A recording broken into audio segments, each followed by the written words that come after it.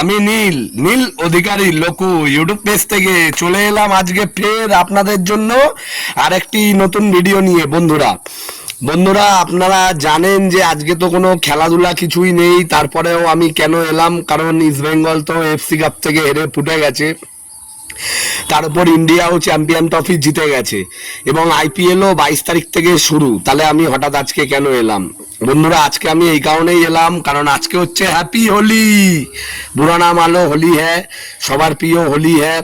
আজকে আমার নীল অধিকারী লোকু ইউটিউব পেজের পক্ষ থেকে আমার যত সাবস্ক্রাইবার আছে আর আমার যত ভিউয়ার আছে আর যারা আমার ইউটিউব আইডিটা ফলো করেন তাদের সকলকে হ্যাপি হোলি জানানোর জন্যই আমি আজকে এলাম। তো বন্ধুরা সকলকে জানাই হ্যাপি হোলি, সকলে খুব ভালো কাটাবেন এবং হোলির রঙের আনন্দে মেতে উঠবেন এবং জীবনের যত দুঃখ আছে যত হতাশা আছে সব এই হোলির কারণে ভুলে যাবেন। জয় হ্যাপি হোলি বন্ধুরা, জয় ইস্ট বেঙ্গল, জয় ভারত। আশা রাখবো যে আপনাদের সকলের হোলির তিথি বেশ ভালোই কাটবে এবং সকলে প্রিয় মানুষদের সাথে রং খেলে ভালোই এনজয় করবেন। সকাল সকাল আমার বাড়িতে পুজো আমি করা হয়ে গেছে, আজকে হোলির দিন জানেনি, আর এই বছর প্রথম সকালের মধ্যেই মানে পূর্ণিমা শেষ হয়ে যাবে। হ্যাঁ বন্ধুরা, অন্যান্যবার যেটা হয় সারা পূর্ণিমা তিথির মধ্যে রং খেলা হয়, কিন্তু এই বছরের হিসাবটা একটু অন্যরকম বন্ধুরা। তার কারণ এই বছর তো মানে পূর্ণিমাটা গতকালকে থেকেই লেগে গেছিল, মানে ন্যাড়াপোড়া এই বছর হয়েছে হোলির মধ্যে। হ্যাঁ বন্ধুরা, হোলির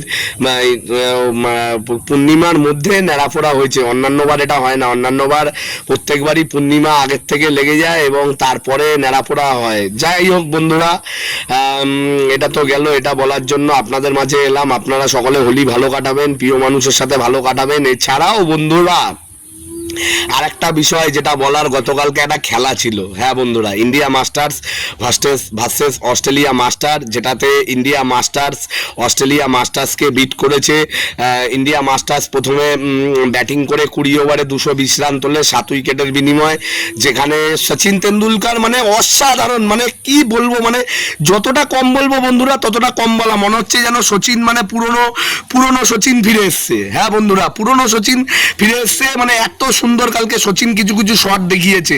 43 রানই করেছে, ছোট ইনিংস, 35 বলে সম্ভবত বা 30 বলে সম্ভবত 43 রান করেছে, কিন্তু দুর্দান্ত বন্ধুরা। যখন সচিন যুবরাজ এরা খেলছিল মনে হচ্ছিল যেন আমরা সেই ছোটবেলা চাইল্ডহুড ডেতেই আছি। যুবরাজ সিংও কালকে দুর্দান্ত খেলেছে, 69 রান করেছে ভ্যালুয়েবল দিনে।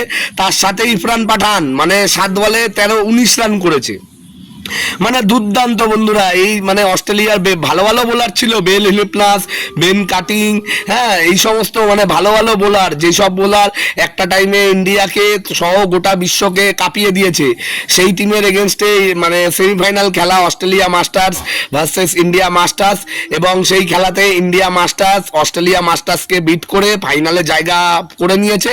আজকে সেকেন্ড সেমিফাইনাল আছে, দেখা যাক বন্ধুরা কারা জেতে এবং কোন টিম ইন্ডিয়া মাস্টার্সের সাথে ফাইনালটা খেলে, কারণ ইন্ডিয়া মাস্টার্সই তো চ্যাম্পিয়ন হবে।